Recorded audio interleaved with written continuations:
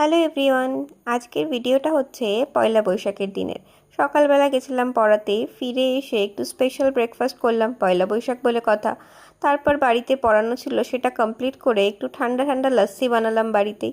লাঞ্চে ছিল চিকেন, পটল পোস্ত আর ছিল সাথে মাটন।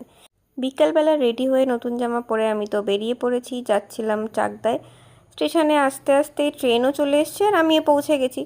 আগে গরম থেকে বাঁচার জন্য এক গ্লাস সোডা খেলাম, তারপর ওখান থেকে বেরিয়ে গেলাম ধুলোর মধ্যে দিয়ে।